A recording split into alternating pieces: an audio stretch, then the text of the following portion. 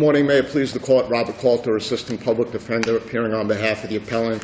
I'd like to reserve 1 minute for rebuttal. Is there anything besides that connect your client to this contraband, aside from having a key to the place where it was located? Nothing.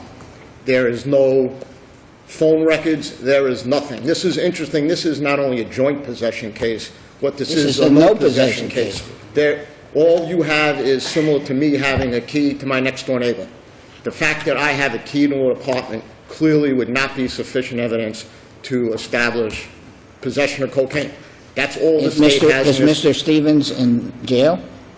Mr. Stevens is serving a 15-year jail. Did you ask? On this charge? On this charge, he's serving a 15-year jail sentence.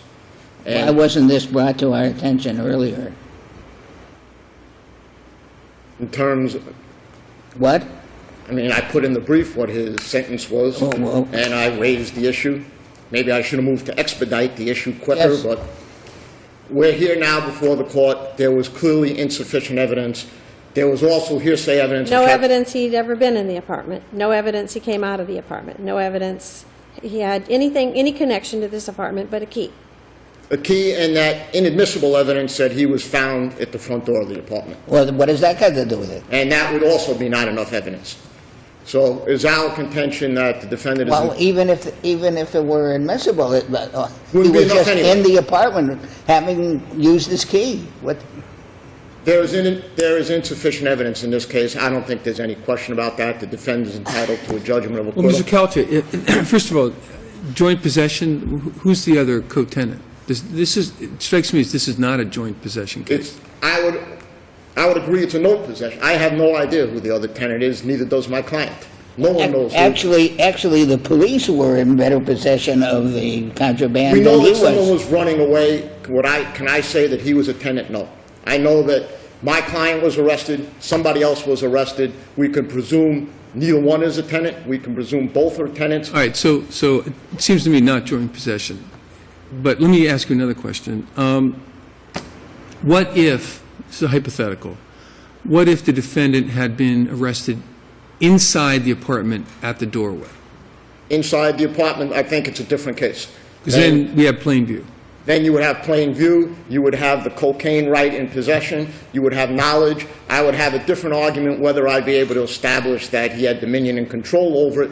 Being he was the only person in the apartment, I would probably have a more difficult case than I have now.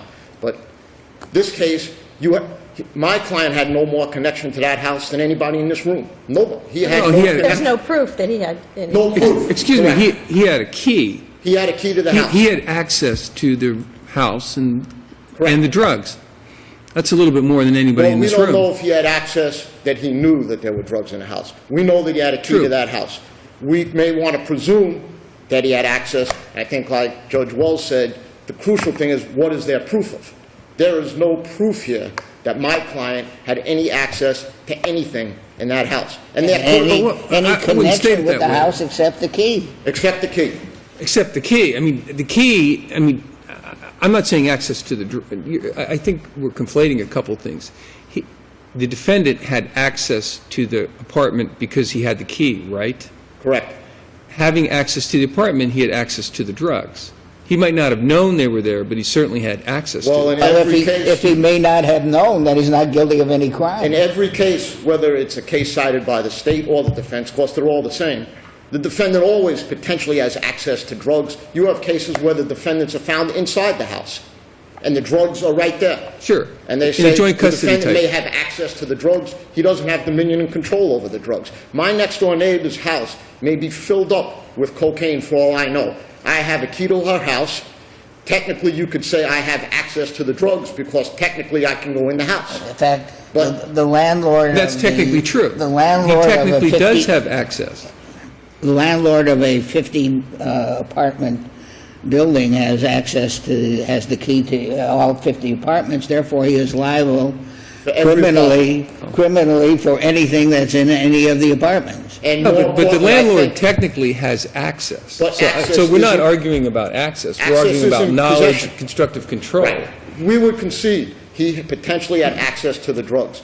Having access that is to not the a crime. Having access to drugs you need is dominion not and a control crime. over the drugs. That's different than having access to the drugs. The police officers had access to the drugs. They went into the house. They had access to get that drugs. A burglar had access to the drugs. He breaks into Mr. Coulter, which do you like better, this kind of case or the one yesterday? I like this case better. So Okay, but let's talk a second about the remedy. So what happens here? the defendant gets discharged. The state failed to prove their case. That's the remedy. You had to wait We for him to move go for a judgment in, of acquittal. wait for him to lock the door, wait for him to stay there for a while, then it would have been a different case. Or conduct a surveillance, or bring fingerprints in to say my client's fingerprints are all over the drugs, or bring in the power bill that my client paid power in the Well, bring the Mr. rent.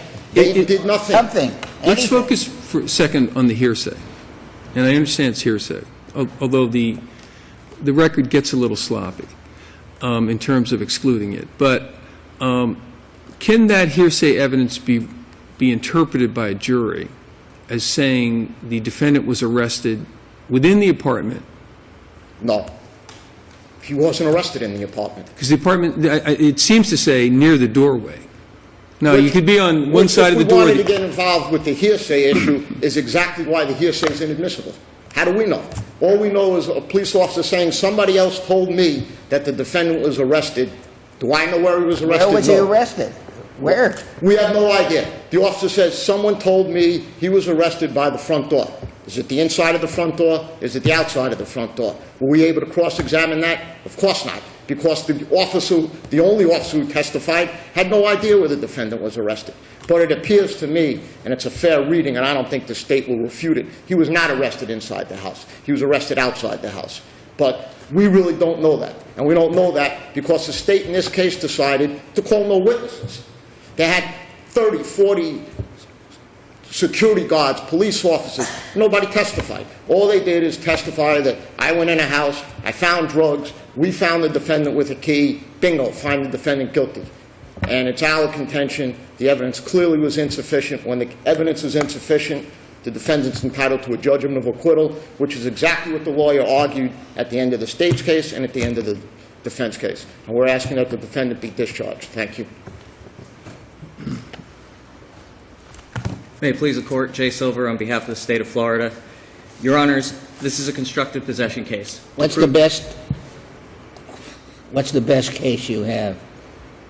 Your Honor, the best cases that we have are the cases that are distinguishable from the joint possession. So what's the best case that's not distinguishable that is really in your favor then?